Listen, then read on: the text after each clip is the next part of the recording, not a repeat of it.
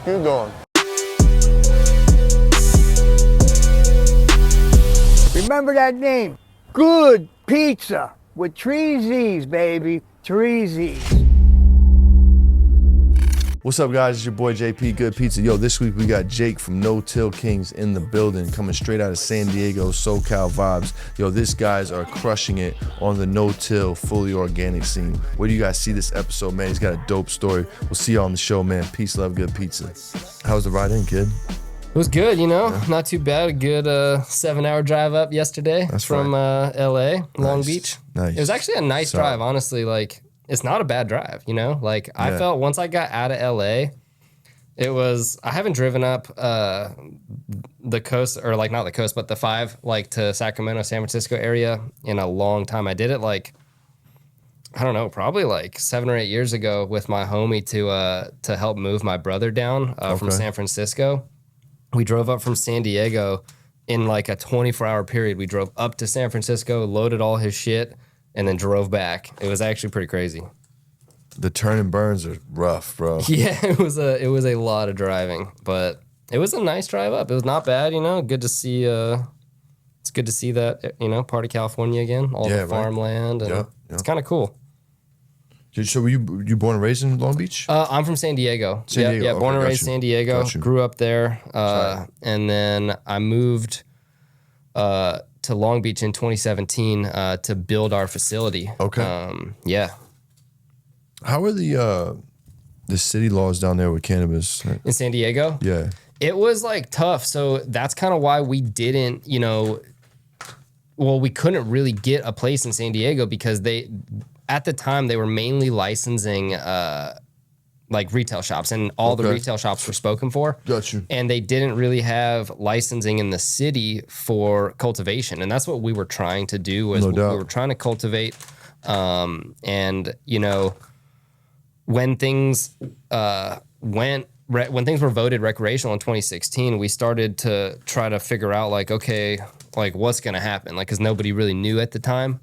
And so, I started looking, we've had to find a realtor to work with, and it ended up all being a shit show. It didn't really pan out at all, but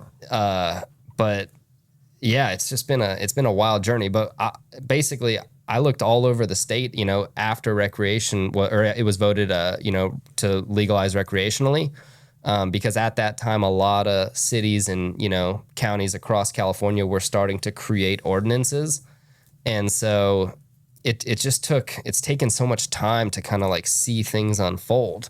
And we knew just from, talking with anybody at the time in 2016 that knew about stuff, that San Diego was not, that all of the licenses were spoken for at the time. Okay. And so at that rate, we now needed to look what cities are, licensing the other types of licenses, which are cultivation or manufacturing or distribution, because retail was pretty much spoken for, and we weren't, really trying to do retail at the time. Okay.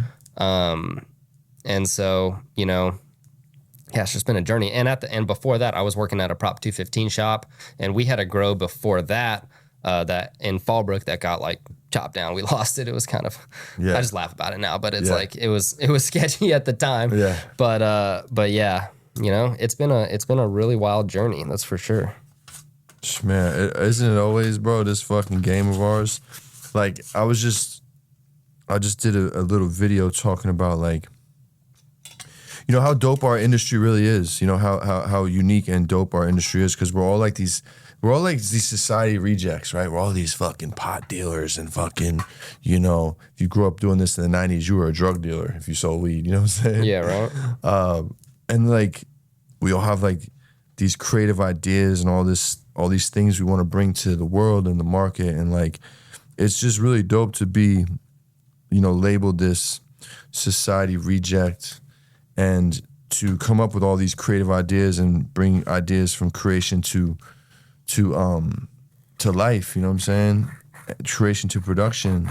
And in that we're still everything's against us, bro. The law's kind of with us, kind of not.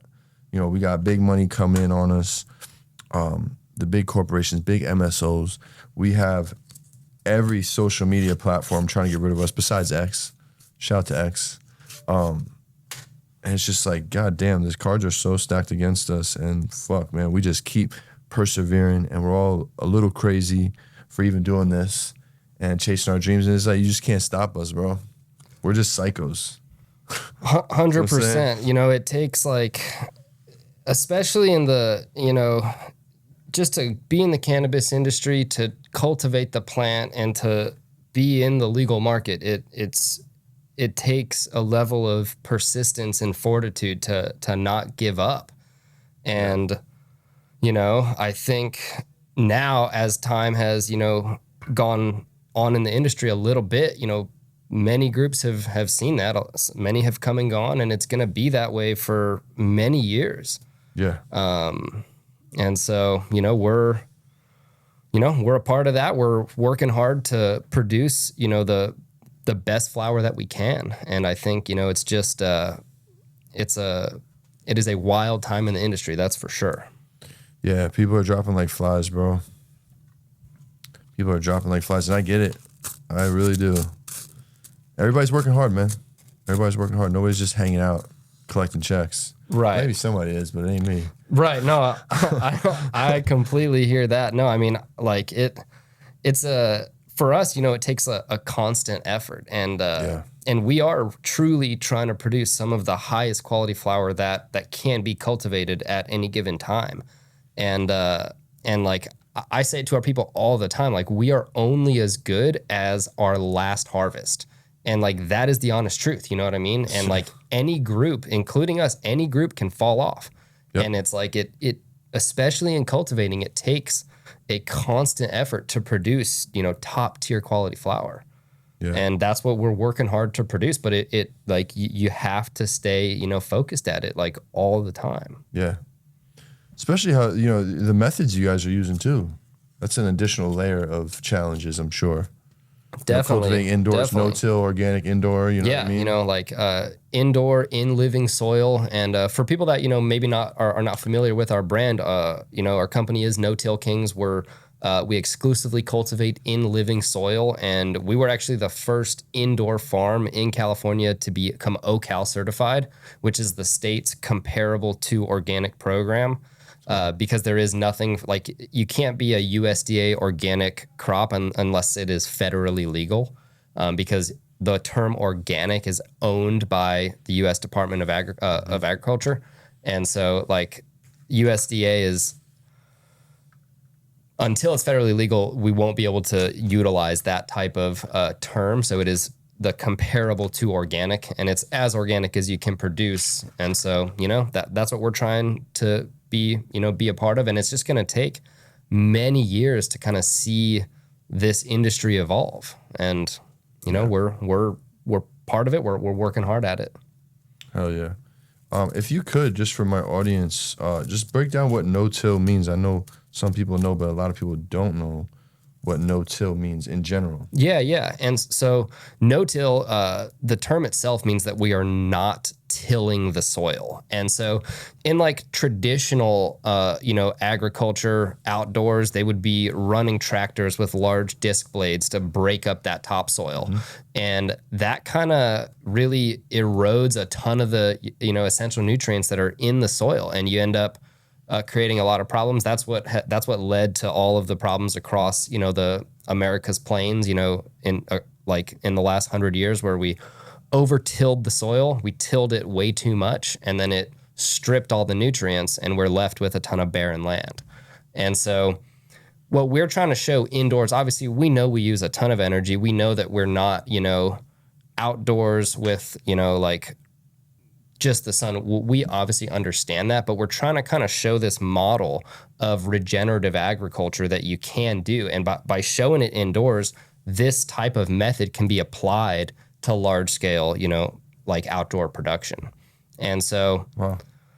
You know, it's something that we are passionate about. It is a challenging way to farm, and we are, you know, really working hard at it. It's hard to kind of keep the soil balanced. And the challenge that we have too indoors is that, you know, we are forced to harvest like perpetually. We're constantly having to grow and harvest because we're competing against every other type of farm that's in California.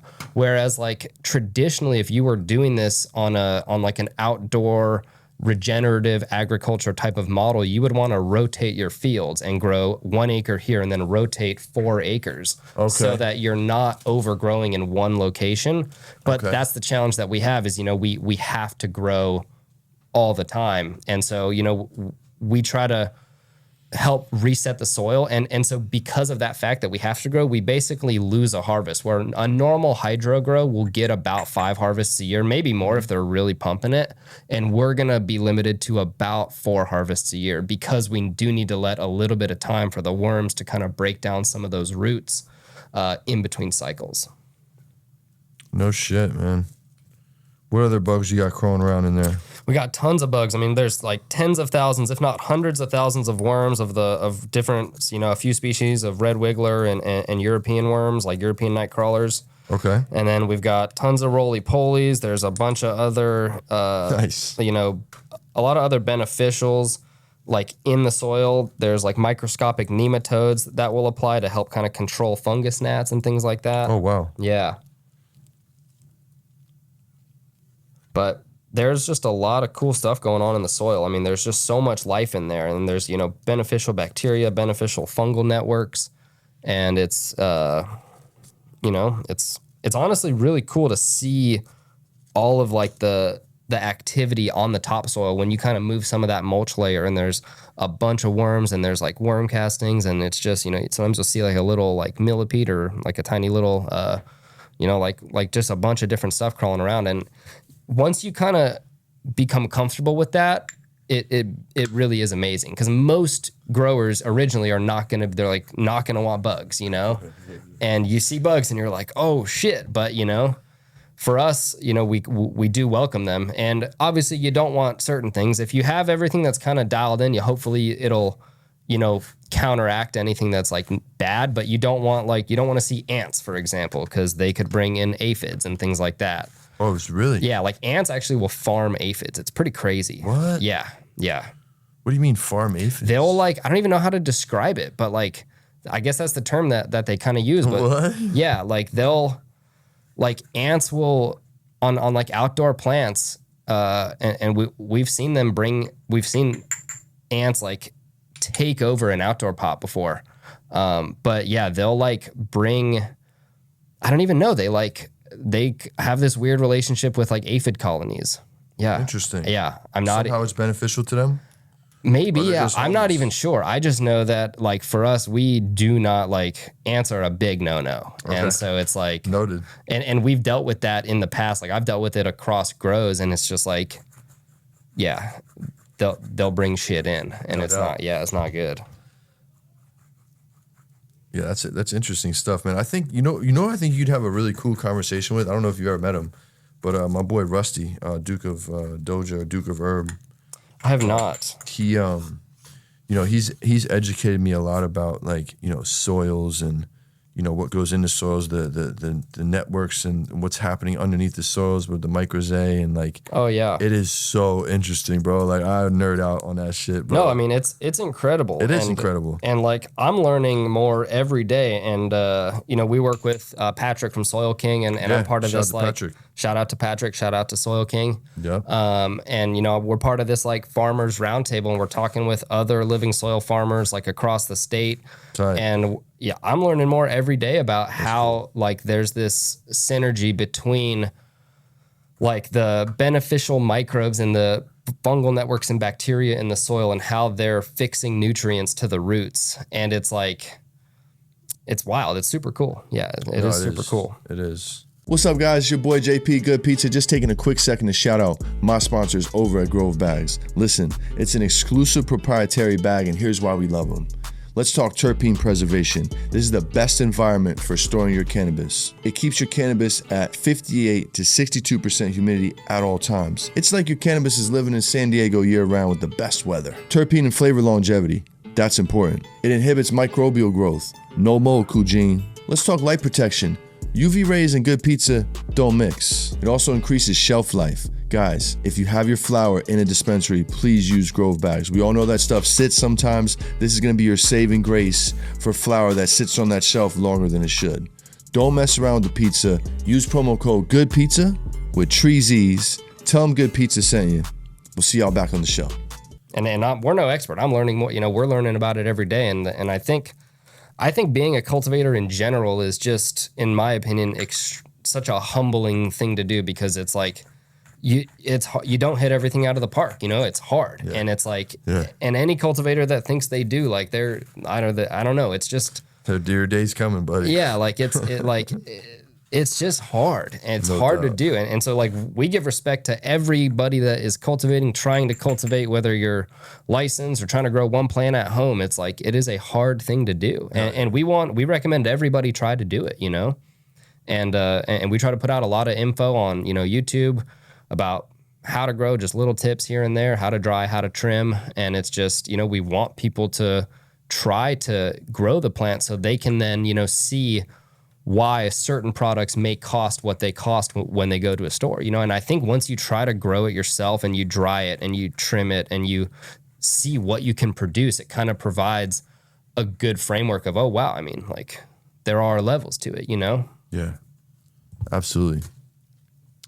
So I'm curious on how you got to the level that you're at, but before we get there, let's bring it back, man. Let's talk about the beginning, bro. Like, I'd like to learn a little bit about your story, where you're from, what was the come up like, the fam, the high school experience, and kind of how you got into cannabis, et cetera, et cetera. So bring us back as far as you like, bro. Yeah, hell yeah. Well, I'm from San Diego, born and raised in San Diego. Awesome family, love my family. My mom's a teacher, and my dad's a lawyer for the city. And yeah, like I love my parents. I have an older brother. He's was a teacher. Now he's going back to school for psychology. Okay. Does not really smoke, I would say. But I started working when I was 14 years old in San Diego. I got a job at a sports store. I've always just kind of wanted to work. I've wanted to make money and kind of do my own thing to be able to like just buy whatever if I wanted to just be, I've always kind of wanted to be independent and just had this drive to kind of be independent. Yes, and sir. so I got a work permit from my school, and I started working at this sports store in Pacific Beach, San Diego, when I was 14. Nice. And I worked there from 14 till like 18 and a half. Oh, wow. And then, so I was always, always working. And when I was 16, I got my driver's license. And after I got my driver's license, my homie David, shout out to my homie David, I went over to his house one day, like right after maybe like a month after, not even. I go over to his house and he's like, yo, I got a nug of weed. And I was like, oh, no shit. And then he brought down this little plastic bag and a pipe, and we tried to smoke this nug of weed. Yeah. And how'd it go? Nothing. Like my first time, I didn't feel anything, and I don't think he did either. Yeah. And so we smoked it in his backyard, and then we just kind of like dipped, or like we chilled for a bit. And after that, I was like, you know what? I'm kind of interested in this. And like, cause I've never really been a drinker, and like, I don't really drink alcohol at all. Mm-hmm. And so like I was working at this store. I've been working there for a couple years. Like I asked one of my coworkers, I was like, yo man, like you got any homies? Like, I'm trying to get some weed. Like, let me get like 2 grams or whatever. And so I got some weed from one of the homies there, and I went to this canyon. This was like a week later, maybe. I just went by myself to this canyon by my house, and I smoked. And that's when I finally like actually like felt something. And I was just like, had a little glass pipe. And after that, I was like, you know what? And I literally drove home and I just like kind of sat around for a bit. And I was like, wow, I think this is for me. It was just kind of like that. And then it was just like a slow build after that, of just like, having homies that smoke, finding like, new plugs in high school. Yeah. And when I was 17, I told my parents, I was like, hey, I want to go get my medical card. Because I was like, I work all the time. Like this was at a time when all these shops started popping up in Pacific Beach in San Diego. Okay. And so like there were just Prop 215 shops like on every corner. No doubt. It was like amazing. Yeah. And so I knew another guy at my school that he was 18 and he went and got a medical card. And I was like, oh, yo. And then Need that. yeah, literally. And then so I was like, you know what? I was like 17. I was like, man, what am I gonna do? And I was like, you know what? I'm just gonna like ask them and see if like they'll like come with me to get it. Yes. Oh shit. And I did. And like, you know what? My dad was like, oh yeah, I knew you've been smoking. I smelled it in the van. But he never said anything. Pops Kevin G. Yeah. Oh yeah. Oh yeah. And then so I told them they were cool with it. And so I got my mom to come with me and we like Skyped the doctor. You know how it was? Yeah, I remember that. We Skyped the doctor and I got my card. But I was still 17 at the time. But my ID, somehow it said like, I realized at first I was worried about it because I was like, man, they're going to be like, you got to be 18 to be in the shop. But I had my medical, so like nobody really cared, you know? And I finally realized, you know what? I have the medical. They're not even looking at the age. No. And my ID said like is 18 in this year, the year that we're in. So like they're not even looking at it, you know? And so it was incredible. So I got the medical. I started going to all the shops and it was just like, you know what? Actually before that, because before I didn't think I actually could go to the shops because I was like, you know what? They're not going to let me in. And so for about a month or two, I didn't ever go to a shop. I met this guy at the medical rec place who was a grower out in Spring Valley. Tight. And I actually went and got weed from him. And then I went and started to trim at his house. And that's how I learned how to trim. Okay. Was just by trimming like weed from him. So I would pick up weed from that dude for a while. And then I started going to the shops. Probably like a couple months after that. Once I was like, all right, they don't care. They're not looking at my age. You know what I mean? No doubt. But yeah, so that's kind of how that started. And then I basically, after about not even like a year, like 6 months in, like that summer, I tried to grow. This was summer before my senior year. I tried. Okay, so you're still in high school at this point. Yeah. Got you. I was like a junior in high school when I got my medical. Okay. It was the coolest thing ever. Like, and I didn't realize that like everybody fucking knew that I was like smoking hella weed because I just didn't really pay attention to anybody else about that. I was like, but I guess everybody knew. But yeah, so I got that medical and because I was like working all the time, like even since I was like in literally the end of 8th grade through the end of high school, I was working like 3 to 4 days a week, like after school, like Monday through Wednesday or Monday through Thursday, and then on Sundays normally. I was working at this sports store. And then once I started smoking weed, then I was like, like getting weed to the homies and shit like that. Whatever. But yeah, it's been a wild journey. And so my journey to actually growing is once I get my medical, I just start trying to pop seeds. Like I've had a bunch of bag seed from since I was 16, found bag seed. I've just kept them. Okay. And I just started popping seeds and I grew, I swear, probably like 17 or 18 plants from seed that for one reason or another, they just like, they died, they failed, they were not growing weed. Like that's for sure. And I grew like some big plants. At one point I had these 7-foot tall plants and I was like, dude, like I'm just growing leaves. Like I'm just literally growing leaves. And like, I ended up cutting them down and I knew nothing at the time. And so I just kept planting them. At one point I had 4 plants that were all shooting off this dust. And I was like, what is all this dust coming off these plants? Oh, shit. And literally, and I was like, that's a boy. Yeah. And I was like, man, like all these plants are covered in this dust. And I was like, and then I learned what males were. And I had, I was growing 4 males outdoors. Oh, and I was like, oh, all right, well, time to cut these. But I grew all these plants for months and none of them were producing buds. Yeah. And so I'm just like, dude, like, what am I doing? Like, am I doing something wrong? And then I finally found a shop that I had been going to for a while and they got a bunch of clones in. And I was like, you know what? I'm gonna go buy some clones. And I got 3 clones from them. And finally I was like, all right. Then they started flowering like over summer. And there we go. My first ever like 3 clone harvest it was good. It was like some SFV and then some Master Kush. Tight. And yeah, I mean, it was like until I got those clones though, I don't know, like none of the plants worked, but it was just like so many of them died. And like this was over many months, right? Because you start from seed, you grow it for a month or 2, and it's like nothing, it's like all males or they're just not flowering. But yeah, it took so long to That's learn wild, that. bro. Yeah, it was super crazy. You know what else is kind of crazy that I picked up on your story? It's a trip that, you know, you smoked your homeboy the first time, you didn't get high. That's very common. But the second time, you rolled off dolo and smoked. A lot of people don't do that. I know. In fact, you're probably the first one I've heard of. Are you a loner by nature? I don't know. Or you don't give a fuck either way. Like, Yeah, you chill, yeah, you chill by yourself. You Yeah, just, exactly. whatever. Yeah, That's like good. I'm smoking with or without people. You know. Yeah, what I yeah. mean? So In it's like- general. in general. But yeah. in the beginning, that was Yeah, kind of yeah. cool how you just kind of Yeah. saw for yourself. It wasn't like peer pressure. It wasn't like. Nah. It was for sure peer pressure with me. I was like 11, dude. I was the youngest kid on the block. Everybody was anywhere from like just graduated high school down to my grade. And it was just like, you know, I was just the guy. I was a little kid. I was easily influenced. You know what I'm saying? My pops wasn't around. So it was like one of those stories. But you, my friend, just said, you know what? I'm going to go fucking give this a rip for myself. Hey, you See know. what's up. That's cool, man. I respect it. That's leadership qualities, my friend. Appreciate that. Hell yeah. Appreciate that. Hell yeah.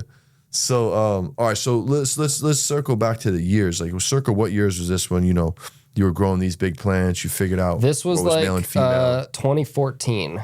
All right. All right. So that's when I started growing, and that's when I got my medical. And then I had my first successful harvest like Croptober of 2014. So like it was like really like September actually. Nice. And then so that was before my senior year, and me and my homie drove up the coast of California actually to go look at some schools, and we never ended up like going. Like I never got into any of the ones that we went to, but and so like I went to San Diego State for like one semester, and then I dropped out of it to basically run a shop down there. Okay. And then after that, while I was running that shop, that's when it got voted rec in, after I dropped out, it got voted rec in 2016 in November in the election. And that's when I knew, and like even before then, when I got my medical, I just knew that cannabis was going to become legalized in some, you know, capacity in California soon, because Colorado had done it. I had already, you know, seen all of that happen in like, I think it was 2011 or before then. It might have been 2011. And so, you know, I just knew it was going to happen. And I like knew that I hoped, everybody hoped that it was going to be a banger, right? But it's like, we've obviously seen how, you know, the market has evolved, but Sure. But it was one of those things that, you know, I just wanted to somehow be a part of it and get involved and do something, but it's just, nobody knew what to do, how to do it, where to go. And it's just been a journey of putting the pieces together. Bro, you explained that perfectly. How fucking Prop 64 rolled out in California. It was a fucking shit show. So much money was wasted by that first wave. Yeah, 100%. Millions, bro. Millions. Hundreds of millions. It sounds Hundreds like. of millions. I mean, MedMen, the classic example, you know? Yeah, that was. And it's like, I mean, it's just like, it's crazy. And so I've just, like, we've been trying to, you know, kind of stay in our own lane, do our own thing, and just kind of keep our head down and do what we're doing. And it's just going to take a very long time for the industry and the whole cannabis, like the legalization of cannabis, to evolve. For sure. And so, and nobody knows the time frame. Like, it might be decades. It probably is going to be decades. And so all the old fucking white men are out of office. You know, all those old fucks that are keeping these old whack ass laws alive and well. Yeah. Because it pads their pockets and they get paid by big pharma. You know what I'm saying? Shit like that. It's gonna take a new generation that know what the fuck's going on to make things happen. If it is the long play, I think that's how that will play out. Right. Or some president is actually going to do what he said he's going to do during, you know what I mean, during election time and actually legalize it. So we don't know. And I think even when it does, it's like, it's just going to take, like, I don't know, you know, it's one of these things, like I think about it quite a bit, and it's just because it's like, we're going to see this, you know, unfold in our lifetime, probably. Yeah, for sure. And it's like, we've seen it on a state level. And the reason that there's so many problems is, like, let's just look at California, because I'm pretty well, I understand what's going on here. Sure. And in California, when cannabis became legalized recreationally in 2016, what happened is every city and county was given the option to either create ordinances on their own doing or not create ordinances and ban it altogether. Yep. Or if they do nothing, the state will come in and will run the ordinances for you and will create legislation, and it will be run by the state for that city or county. Okay. And I think that's If it actually wasn't banned. If it wasn't banned and they Gotcha. didn't create their own ordinance. And I think that's actually what might be happening in Mendo. I'm not 100% well versed on that situation, but I know that it was kind of fucked up, and I think the state is maybe creating new ordinances. But what happened is a lot of cities created ordinances. Like we've got LA, we've got Long Beach, we've got San Diego, there's Sacramento's got stores, right? Calaveras had a weird one too. Did they? They had a weird scenario too, yeah. And so it's like, and like Oakland, like Chico, Yep. Big Sur, all these cities across and counties across California, some created ordinances to draft legislation to license cannabis businesses, whether that is retail, manufacturing, distribution, or cultivation. They created ordinances, and some of them only created ordinances to legalize one of them, like retail. Yep. Or some only did distribution, like down in Costa Mesa. I think they only had distribution for a while. And so it's like, when that happens and you give every city and county the option to just outright ban it, even though the state voted to legalize it, you're still going to have a ton of areas that have no ordinances for legalizing the business, right? Yep. And so what is that going to do to a person that is now in California? They've been trying to run a farm as legally as they can in the Prop 215 time. Now it votes recreationally, but their city or county decides not to draft ordinances. Like you're going to tell them to move? It's like, it's super tough. And so that's why it's like very hard. And there's so many, issues in the licensing side of things. But yeah. Yeah, it's weird. It's weird out there, bro. It's definitely weird out there. Yeah, who knows, man? Who knows where it's going to go, and who knows if it's even going to be a good thing For federally? legalized, you know what I'm saying? Well, We right. don't know that I mean, either. what needs to happen is we need to be able to sell to other states that are legal. Yeah, that's when. Because it's just like, if you look at any other agricultural commodity, because now I think we can put cannabis and we can call it an agricultural commodity. Sure. It is a very large, in terms of dollar producing crop in the United States now, across the states that are legal, right? Yep.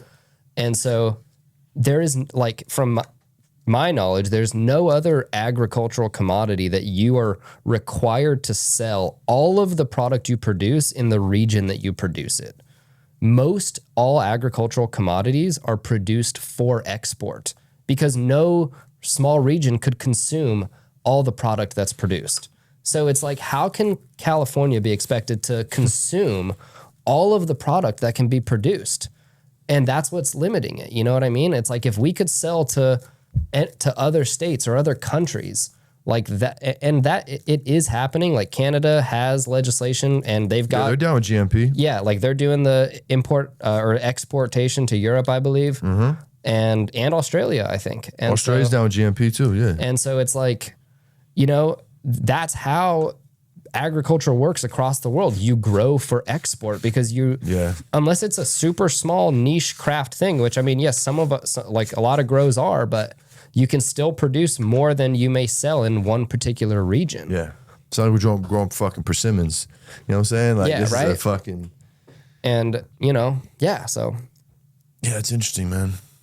What about you? Like, as far as, your growing methods, correct me if I'm wrong, the no-till growing method is typically done outdoors, right? Yeah, it's been very common to use regenerative agriculture, living soil cultivation methods, no-till style, outdoors in greenhouses. Yep. There's been adopters of it that have done it indoor. One of the early adopters that we have followed was Mountain Organics. Big shout out to him. Kind of one of the pioneers of like no-till living soil farming that was like posting about it in like the, early 2010s on Instagram. No shit. Yeah. Dude. Wow. And so, So What made you guys? So did you start outdoors first? You got straight indoor, right? So no, I started all outdoor. Gotcha. And man, in San Diego, we deal with like the caterpillars, which are they're laid on the plant by moths and butterflies that land on the plant. Yep. And it's hard to deal with that. But I started outdoor. I started just growing in soil and using like nutrients. Okay. And I had a couple runs that I was growing, and then I told my partner Marco, who was my friend, and I was just like, "Yo, I've seen this guy, Mountain Organics. Like he's growing. He says that he's been growing in this pot for like 20 cycles now," and I'm just like, "What the fuck?" Right. And then I literally tell him, and I'm like, "Yo, like I'm growing my plants. They're in soil, and I'm doing my thing, but and so I can't switch it right now." But I was like, "You gotta try this. Like you gotta do this." Okay. And so he was in Santa Barbara at the time, and he set up like a tent grow, or like a little outdoor like tent, little greenhouse. Like not even, it's like as big as this table, like a little hoop. Yeah. And he put like a 10-gallon living soil pot, started it with worms, pop seeds, flowered it out, and grew some fire. I went up and helped him trim it.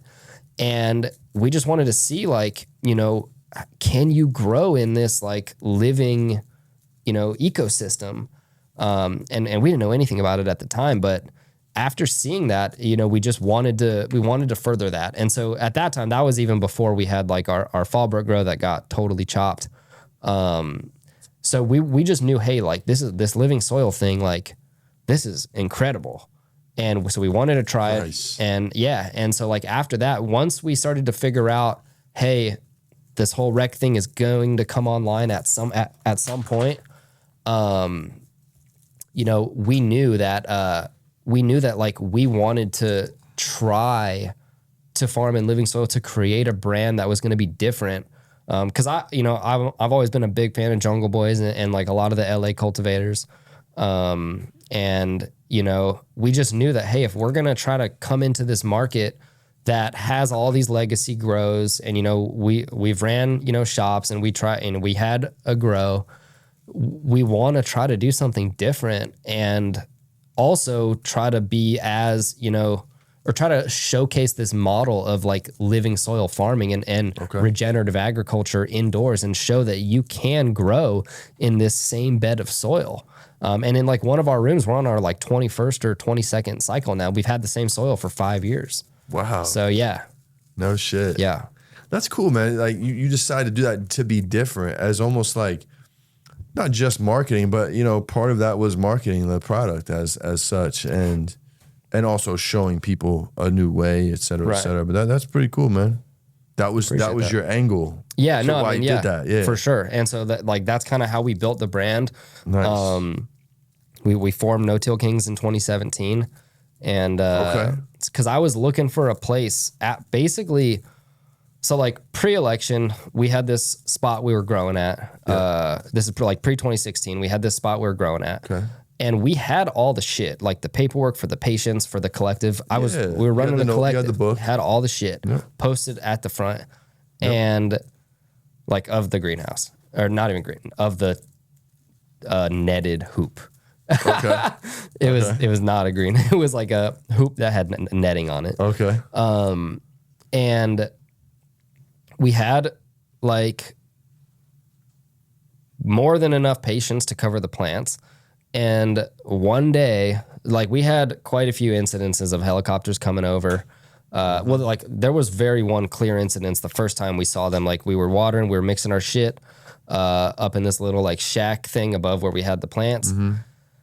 And this fucking like blacked out helicopter just comes over, full like side window open, and they're just like staring. And we just kind of like tucked to the side. Oh, and God. Like we knew at that point, like, hey, all right, someone's looking at something. Yeah, bro. Then it happened again where we saw another one come over. I was like watering or something in the plants, and I just like kind of ducked. And it's like they're just marking it again. I don't even know. And then like, thank God we weren't there when they actually came. But like my name was on the trailer, all that shit. They literally came. So like one day we were coming back. It was like we already been doing our thing for a few months. We were like honestly getting ready to plan our chop, and the plants were far along. And we were coming back to the spot late at night because we were on like a schedule for it. And we were coming back and the gates busted wide open. Ooh. And it's like late. And we literally like fucking drive up past it and loop around and just leave. And we're like, yo, we'll come back in the morning. No doubt. And we come back when it's daylight and it was just like everything was chopped. Oh, and shit. they broke into like the trailer that we were staying in and like everything, anything that you could open was opened. And they basically left like a receipt for what they took, kind of, I would say. Oh, they shit. like wrote the plant count. They were like, we took this, and they put like their paperwork, like sheriffs, like narcotics, DEA task force, whatever. Right. And man, it was just sketchy. And so we just like, after that, we just were like, we kind of bounced from there for a while because it was just, you know, sketch. yeah. And it was just fucked. And, you know, so it was just a really shitty situation. And I always felt uneasy driving up to the place anyway. It's like, you know, like, is today the day? And it's just like, after that point, I ran the shop for a while. Then it got voted in 2016 to go rec. And after that point, I was like, you know what? All right, we're just gonna, I'm kind of done with the Prop 215 shops. Like, it's just sketchy. They're all getting shut down all the time. Like, there's fucking cops out front all the time. And it's just like, that uneasy feeling, you know what I mean? And it's just, I kind of wanted to get rid of that. And so I stopped growing for a while to try to like go legit, and it sucked. And it was just like, it was just a nightmare, man. And we learned so much. We realized, especially in the beginning, how all the metric shit was. And, you know, we should have like brought in way more plants, and it's just, nobody knew anything at the time, and we didn't know. We were trying to do everything by the book, and, you know, like, we try to be super legit, and it's just, you know, it's tough, you know? No doubt. Yeah. Damn, bro. So how long did it take you guys to get set up? Did you guys have to bring on investors? Do you have partners? Do you have another I've got a partner? business partner. Yeah, so I have my recognized business somebody partner. else that I saw see the videos, right? Yeah, so he was on the first smoke with me. That's my partner, Marco. Marco, got it. Cool. Super awesome partner, and it's just me and him. I moved up here in 2017, and I personally built our facility like from the ground up. Wow. Me and this contractor we hired because like he basically gave us a deal. He didn't like, nobody knew what was really gonna be the project at the time, because like, yeah, we're gonna try to build this grow. We're gonna use these panels, and like nobody really knew. So he was like, all right, man, like, you know, I'll help you, but like I pretty much ran the whole thing. And yeah, I mean, it took a year to get our building permit. Like, even the architects, like, I had to, like, nobody knew what was going on and how to get stuff approved for cannabis, especially in like certain cities. And it was just like new, like just the licensing process, the building permit process for cultivation. It took a while. So we got the place the end of 2017. I moved up to Long Beach. We started doing the build, like, and none of us knew how involved this was going to be. Like, nobody knew at the time. And when we built our place, we only literally filled up 2 rooms with lights, and we have 4 flower rooms now. But we built the whole shell, but we only like put lights in like 2 of the rooms because it was just too much at the time. Right. And so we built out half of it, and it took like a year to get all the permits situated between the architectural plans, the electrical, mechanical, plumbing, and then all of that gets signed off by fire, and then actually then go build it, get it inspected, and then signed off and to be granted occupancy. While we're doing that, I also have to then get the license that we're trying to have, which, because like at the time we don't even have a cultivation license. You know what I mean? Like, we literally are building all of this, and everyone's like, oh yeah, well, like, if you do it right, you will get the license, you know? Like, and we didn't even really get that assurance, but I understand that now, you know? If you have all your shit in order and the property is in the zonable area and the city says you can do what you want to do, you will get a state license if you don't have criminal shit and all that shit, you know what I mean? If you have all the shit that's right, you will, in theory, get the license. But like, you have to invest all of this money, time, and effort into this property before you even get the license. Because like, you can't get the license without actually like showing you're building it out.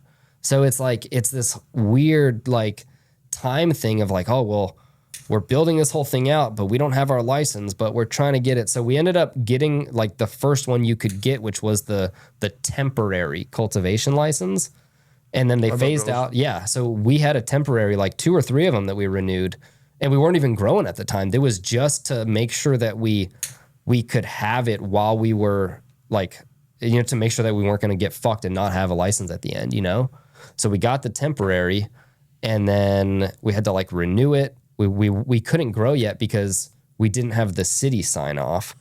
And so once we finally got a license, we operated with the temporary for a bit, and then we got our provisional license, and now we finally actually have our annual license with the state. Nice. Yeah, so that is super good.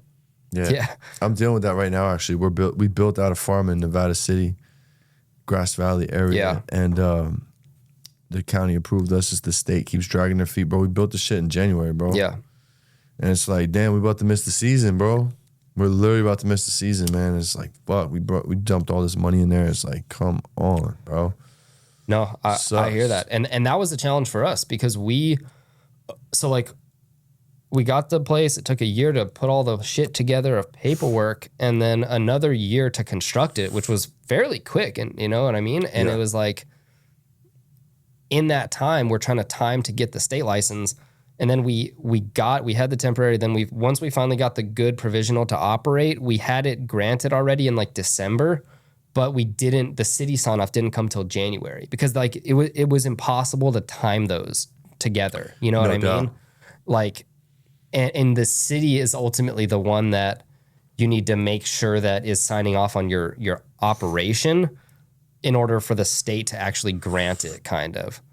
Okay. But like for us, the city was signing off and saying, yes, you're good to like build this, right? So then we could show the state we're good to go. The state issued our license, you're good, but we didn't have our occupancy yet because the building permit wasn't signed off on final. For sure. And so like, because that's how the process works is you have to get everything finalized off by your building inspector to grant you your final occupancy. And then at the very end, like in Long Beach, we had a cannabis inspector come. And so it's like timing all of that it's impossible to get your state license to line up with your city. So you end up having like this month overlap maybe where like you basically can't operate because you're waiting for one or the other to either grant you occupancy or grant you the license. Yeah, that's a shit show. So what kind of strains we got here, boss? Let's run through the library. Got a bunch of cool stuff. So sitting up on the table, we got a bunch of stuff we're growing. This will be on, some of it will be on like our next drop, and a lot of them are in rotation. But we're growing. We've got the J1, the real J1 cut. That one's fire. The lemon banana sherb that we're growing. That one we hunted from seed from Crockett Family Farms. Nice. This SFV Animal Mints, I love that. Super OG. That one's from Seed Junkie. We got that as a clone. This Zuni, the Zuni that you rolled up. Yeah, that's exciting. That one's super cool. We hunted that from seed from Raw Genetics. This Jacapulco that's here, super fire. That one is a mountain organic strain. Actually, he's done a lot of breeding. So that one is super cool. And then with the Blue Dream, we got the Blue Dream cut. Tight. So I brought some Blue Dream for you to look at. I don't know if you smoke much sativas, but no, I don't. But I love to check it out, like, and just get reminiscent on it. You know what I mean? It's cool to see Blue Dream still floating around out there in the rec market because it's like the #1 fucking selling. Yeah, it's strain, it's a pot. You know, people want old school stuff. They want sativas. They do. The market does want sativas, and we're trying to put all the pieces together. Strain rotation is one of the hardest things, to really manage. We got some laser fuel I rolled up. I'm gonna smoke that in just a sec. Yeah, I rolled that one out too. Yeah, the laser fuel is fire. Was it genetics on that one again, bro? That one, the laser fuel, it's bred by Exotic Genetics, Mike. It's Gary Payton crossed with the Falcon 9 reverse. So it's this it has this gassy black licorice terp. No doubt. And I love it. I love the laser fuel personally. Super Do you know fire. what Falcon 9 is? I don't know what the Falcon 9 is. Gotcha. Yeah, I do need to find that out.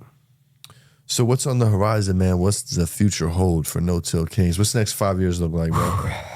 Man, I don't know. I just we're just working hard, you know, to try to produce the best flower that we can. And I think we just need to kind of stay on track of what we're doing. We're trying to find, you know, new genetics. We're trying to keep the menu fresh, keeping it, you know, keep a rotating menu, and just try to keep the consistency and the quality up to par. And I think, you know, we're going to just keep working hard at that. But I would say we're just going to keep looking for new strains. You know, I don't have any, I would say, major grand plans over the next 5 years other than just trying to like stay in the ring, you Keep know? going, kid. Yeah. Like I feel that we are cultivating at, like, No Till Kings, our company, our brand, we're trying to cultivate at the highest level that we can. And I truly feel that we are in the ring with like the best cultivators in the state. And it's just, I would say we're trying to stay in that ring, you know? And it's like, we have to put a constant effort to keep producing top tier quality flower. And if we can just do that, I think, you know, we will do well over time. It's a long-term market, and it's going to take just many years for it to kind of evolve and unfold. No doubt. No doubt. You'll keep going, man. I definitely knew about you guys before I knew you.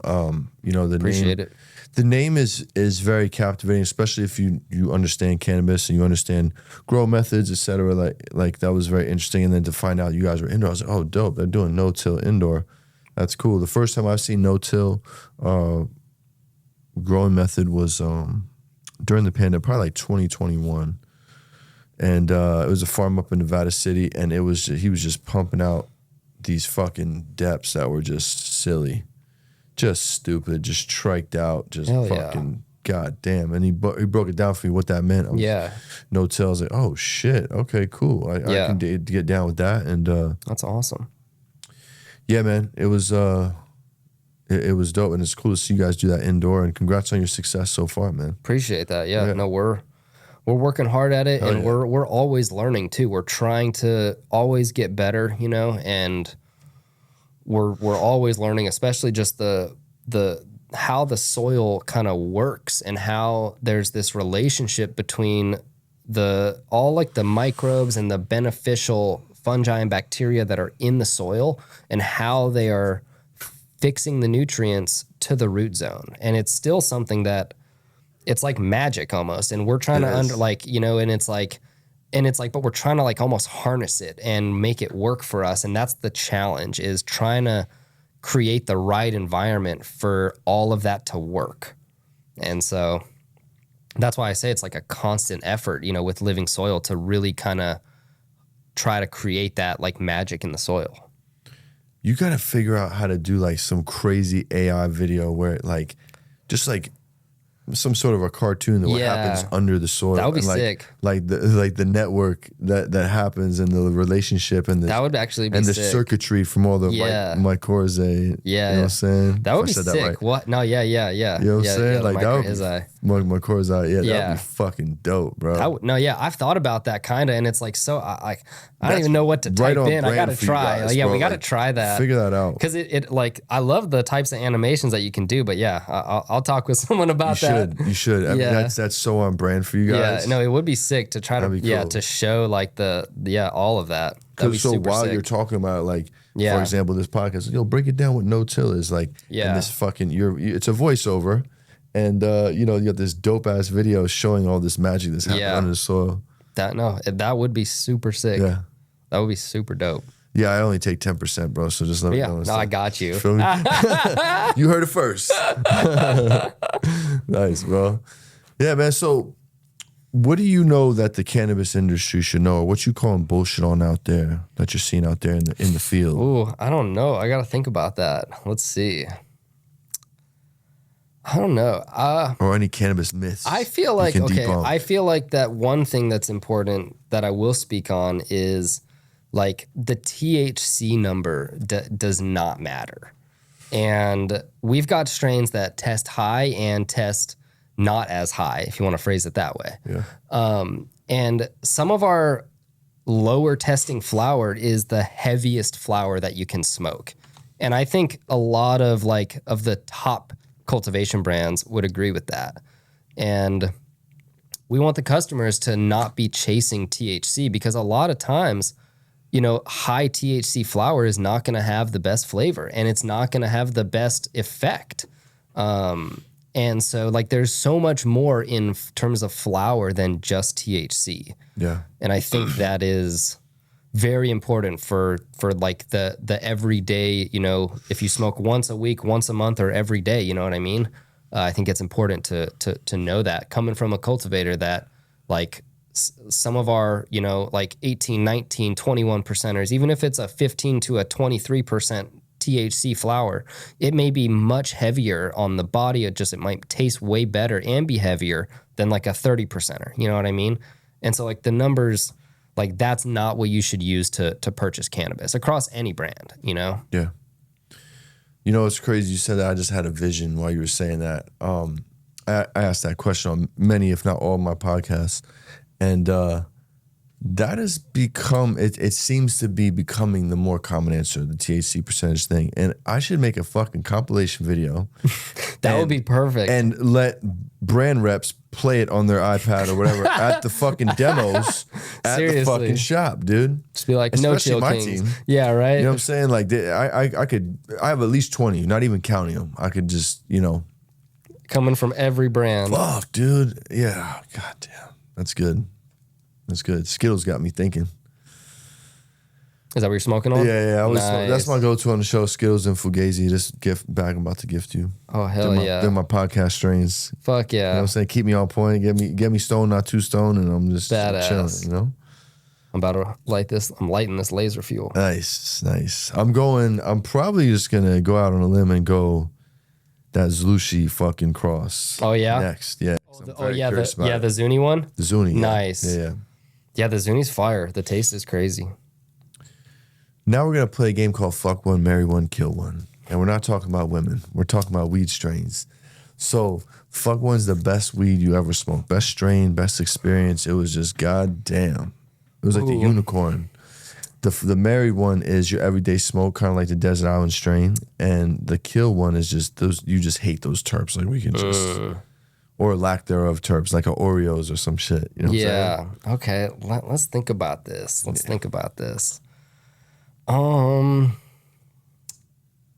The fuck one, let's see. Which one is like the best one? I'm trying to think. Because I like a lot of weed. Think more batch versus strain. Like it was that batch. It was That's right. crazy. That's right. You know, okay, I would probably say like the best batch of Forum cookies. Like I like the Forum cut when it's like fire. And I haven't seen it in a while, and I'll probably hit up some homies that have it, but I don't know. I kind of like the Forum cut. Like it was nothing wrong with that bomb, answer. Yeah. And then my Mary, I'm in like a tie right now between this laser fuel and just like good OG. Okay. Yeah. Okay. It's either of those two. No doubt. And then what do I need to get rid of? There's so many I could get rid of. Yeah, no doubt. Shit. I don't know. What don't I like? I mean, like I smoke a lot more gas, but I appreciate like all the different terps that we grow. You know, think of like, for me, like you're not gonna like this one because I heard you like cheese strains, but I don't really like cheese strains that much. That's cool. It is an acquired terp, but there's this other one very that's niche, this bro. like, I don't even know what like strain to associate it with, but this like, there's just some strains that never get away from that like planty smell, you know? Yeah, no that doubt. like chlorophyll, like it just like, it just doesn't go away. And like, I don't like that terp. Yeah. I hate that terp. I know what you mean. It almost like complements the cardboard terp, story. You know what I'm saying? Yeah. I mean, you could have a good strain like a Gelato 41 or a candy that could be cardboard. Right. But I like 41 when it's good. We've got the 41 cut. Me too, yeah. I think grow that's it again. a staple. Yeah. It's cool. Yeah, we haven't grown it in You like could a rename year. the fuck out of it. It's Old Faithful, bro. You could breed with it. You know, it's very vigorous. You know, fill in the blanks. If there was a strain you could bring back, what would it be? Ooh. I know everyone kind of talks about sour. I want sour too. There's this one You can strain. talk about it too, my friend. I like 'Cause sour. I love sour. There's this one strain that I got at this shop. Two strains I'll talk about. There was this one that was Alaskan Thunderfuck. I've talked about it maybe a couple times. That one's Best name cool. ever. Yeah, cool name. It's this crazy sativa. I've never had like a sativa high like this before. Really? And it was like the frostiest, like most fire indoor shit, like honestly. And this same grower was growing this purple crack, and it was this like purple green crack. And that shit was insane. It was just absolutely insane. So yeah, like probably one of those two would be Tight. would be dope to find. You know, Alaskan Thunderfuck, I finally got my hands on it. It was my first time ever going to like, you know, Colorado and just buying weed legally. And it was a hell of an experience. Shout out my buddy Pesh. He got married. That was his bachelor party, whatever. It was like 2015. And I didn't know what I was doing. I was buying everything. There's so much trash, like looking back. And then I seen Alaskan Thunderfuck, and I was like, I gotta buy this. This is the coolest name ever. I've always heard about it, and it was so mids. It was like I know that's whack what death batch. It was so whack. And that's what I feel too is like I hope the one that I tried that was called that was it. You know what I mean? Yeah, no doubt. What if it was like it was, bro. It was. It was, bro. Oh shit, sorry. What's your favorite place to smoke, man? Ooh. I don't know. I mean, I smoke at the crib a lot. I like smoking out in like the desert, you know? Honestly, probably my favorite. Like out in the desert under like the stars. Okay. My mind went desert like hot. No, like where's- cool, like a cool Gotcha, night, like a gotcha, nice gotcha. desert night. That's cool. Yeah, winter yeah. in the winter. Hell yeah. What's your favorite stoner food? Ooh, that's a tough one. I like classic like burgers, like In-N-Out, you know. But I love Mexican food. We got great Mexican food in Long Beach and San Diego. Yeah. So yeah, there may be some tacos or or like a burger. All right. I got another question for you. We're gonna talk about San Diego, Long Beach, SoCal Mexican food. So I hear a lot, I'm not from here, but I hear a lot, yo, it's better down here. It's more authentic. It's closer to Mexico. That makes sense in my mind. Yeah. But like I've had some crazy Mexican food up here. Now, mind you, I probably had like maybe 2-3 spots down in SoCal. I typically don't go for that in SoCal. Yeah. Wasn't impressed. I know I didn't go to the spot. You know, I know this. I know there's the spot down there, Yeah. or many of them. What are your thoughts on that, sir? I mean, yeah, I think San Diego, Long Beach has some of the best Mexican food, hands All right. down. Yeah, All right. hands down. Have you had it up here in No, NorCal? Okay. no. Okay. But So I like, can't ask I'm you that, sure bro. there's probably No. there's probably a few great spots in course, like all over of the course, place. of course. But I think San Diego and like Long Beach, LA have like Y'all stand like on that shit, bro. there's like so many great spots. Yeah. You know? Edgar, have you heard of this before? Yes. What do you think? I agree. Oh, he agrees. That SoCal's better? Fucking A. It's fire, man. Edgar agrees too. Yeah, it's SoCal's fire. better. All right, well, shit. What the fuck Yeah. do I know? Well, I know pizza. You know Hell what I'm yeah. saying? Hell Oh, yeah. man, that's cool. All right, so you gave me your favorite munchies, right? We're going to take it a step further. What's your middle of the night? You're creeping through the kitchen. You see it on the counter. You're a scumbag. You know it. You're taking down the whole thing. Ooh, Guilty shit. pleasure. Man, I haven't done that in like a very long time. I don't know. But if I did, it would probably have to be some ice cream. Like either like, yeah, it would have to be some ice cream. Like I definitely with like that. ice cream. Nothing wrong with that. How do you define success, and how's your definition of success changed over the years as you got older? That's interesting. I think there's many, there's many different, I guess, levels you could attribute success to, right? And different things. And I think one, just being healthy and happy is successful, right? And taking care of yourself, taking care of animals, of kids, of your family, like that is one measure of success. And then, I think beyond that, I think it's just like, how do you treat people? Like I've never really looked at like how much money does someone make as like a measure of success, because you know, we're working really hard to try to make it in the cannabis industry, and it's everyone knows how tough it is and that the money is like not there right now, you know?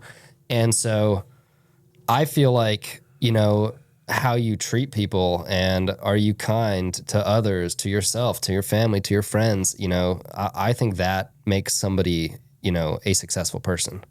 And then, you know, it's just about how, like, do you take care of, you know, your people? Like, are you running a business? Like, do you like take care of your people, you know, versus just not, or trying, you know, like, are you working hard to try to do that? Yeah. And I think, you know,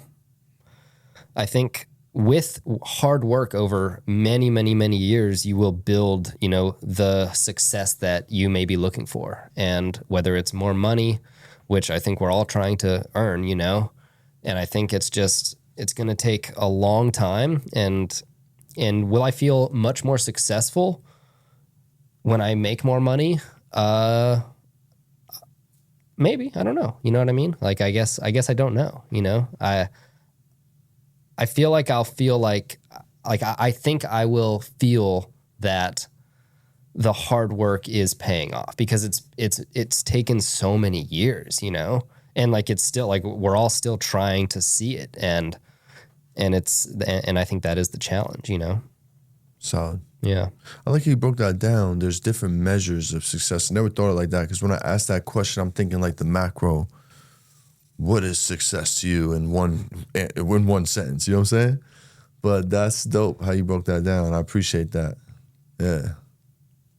Hell yeah. What's the biggest misconception you think people have of you? I don't know. I don't even know any. Are you an open book? Yeah, I mean, we film a lot of stuff. I don't know. I read the comments. Some of them are funny. You know. Don't do it, bro. Oh, don't do it. I've done it. It's rough. Oh yeah, I know, right? They don't know you, and they're just murdering you. Yeah, yeah. I don't know. I don't know any, like, you know, I have no idea, you know. I would say something that, one thing that people don't know about me is that I love animals and I help rescue cats. No shit. Yeah, and you're going to heaven. We're trying, For you know. sure. And, you know, I love animals. Yeah. Shout out to you, player. Yeah, appreciate it. Yeah. And no joke, like, literally like 2 weeks ago. Oh, you got a fresh story for us? Yeah, Let's yeah. go. Like 2 weeks ago, and I actually posted it. I never post this type of shit on like my new Instagram, like my Jake one, my Jake.NoTillKings. And I was driving to the warehouse on the Pacific Coast Highway in Long Beach. We call it PCH. I don't know if you guys call it PCH up here. In San Diego, we don't call it PCH. They call it like the Coast Highway or like the Pacific Coast Highway. But like in LA, everyone says PCH. And so I was driving to the warehouse in Long Beach, driving down PCH, and I'm crossing the oil refinery. There's an oil refinery that spans this huge area in Long Beach and like Wilmington, Long Beach area.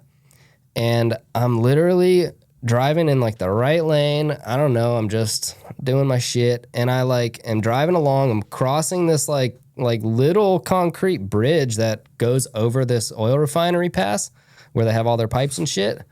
And like, there's this concrete wall, like 3-4 feet high with a big fence on it. And I see these birds like up on top. And I'm like, what the fuck? And I look over and I see this like animal on this wall. And I'm like, is that like a dead squirrel? Like, what the fuck? And I like look at it because I'm stopped. It was a red light on the bridge. And I'm stopped and I look and I literally see it move and it's a little kitten.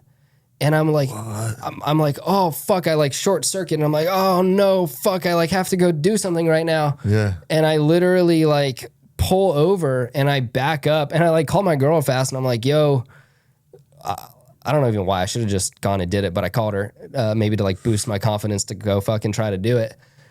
But I backed up like 30 feet and I got out and I started to walk over to it and the birds like kind of scattered and I literally like went and grabbed it and like I got it and I saved it and we literally got it.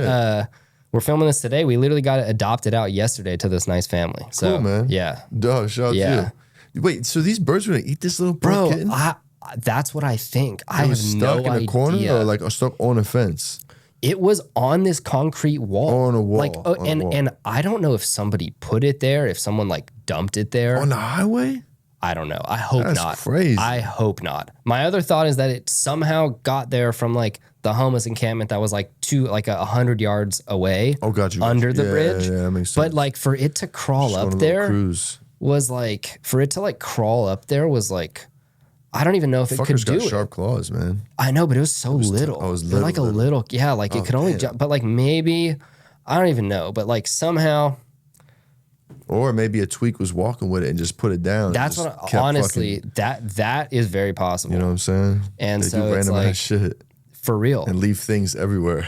Yeah, but yeah, Damn, man, bro, that's crazy. fucking insane. Yeah, that was literally like 2 weeks ago or some shit. Yikes. Crazy. Yeah. I'm not trying to do that often, but like it happens, I guess. Saving cats, I like it. Yeah. If you could smoke with two people, one that's dead, one that's still alive, who would they be? Ooh. That's a tough one. I feel like someone that's passed, I would probably want to smoke with like Bob Marley. I feel like that would be really cool. And I could like, it would just be really cool. Solid. Yeah. And somebody that's here,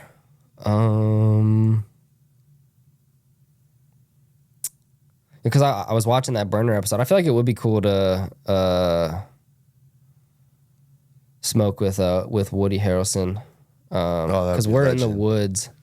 Are you? Yeah. Nice. We're in the woods. Oh, you're definitely gonna. They just got robbed too, man. I heard That of, man, sucks. yeah. We've been back and forth in the woods, and yeah, man. I gotta go check that spot out. Yeah, maybe him. Legendary. I don't know. There's so many people we could pick from. I don't know. Bro, Woody Harrelson's a good one. Yeah. And he said he was smoking with Willie Nelson, right? And that he's a mega chiefer. Is that what he was saying? Yeah.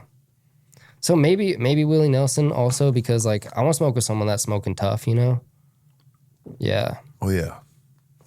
Willie's a G. Yeah. I don't know. There's so many people I could pick from. Yeah. I don't know. Now it's time to shout out your favorite plug from back in the day, my friend. Who is your favorite plug? Who took care of you? You called. They were there for you. Shit, I don't know. I mean, I used to get weed like from, you know, like random guys, and then I started trying to grow it myself, honestly. So shout out to you, bro. Yeah, like I've always tried to grow. I've always tried to grow weed, you know? And yeah. So Yeah. get yourself something nice on June 16th. It's National Plug Day, bro. Shit. Yeah. You know what I'm saying? Yeah. Don't cheat yourself. Well, my friend, before we get out of here, last and final question. If you could go back to the young you, the day before you hopped in the game, what would you tell you? Ooh, that when, as the legal market unfolds, you're not going to make as much money as you think you're going to make from the beginning when it started. And that it's probably going to take a very long time, and that you might not, it's not going to be like, it's just not how it was, you know? And so it's like, it's different. It's a completely different game. And on top of that, we're running a fully legal business, but we're looked at as this weird business that like can't be afforded normal shit, you know? And it's just like, man, it's just crazy. It's just crazy. It is crazy. Crazy times, man. Well, shit, bro. Thanks for coming out and sharing your story with us. Yeah, hell yeah. You know, it's been a good time. Before we dip, though, is there anything you want to shout out? Where can people find you? Let the people know right here. Yeah, check out our website on notillkings.com. We've got a store locator. We're in a bunch of shops throughout the state of California, and we are truly trying to put out some of the best flower that's cultivated indoors in living soil. And we're a really small owner-operated team. I'm at the facility like every day, and we're working really hard, to cultivate the highest quality flower that we can. Right on, brother. Hell Good yeah. shit, man. Hell Thanks yeah. for coming through, bro. I really appreciate you having us on. Absolutely, man. For real. Absolutely. You already know, guys. No Till Kings, good pizza. Shout out to all the Patreons. Thanks for the support. All my Patreons. We couldn't do this without you. Everybody, on YouTube. Please like and subscribe. Thank you for everybody that did subscribe. Let us know what you thought about this episode. Listen, we'll be in Jersey, Cookies Harrison, June 28th. The official drop is going down. Been real quiet about it. It's happening. Be there. All my Jersey homies, all my New York homies, pull up. We'll see y'all soon, man. Peace, love, good pizza. We up out of here.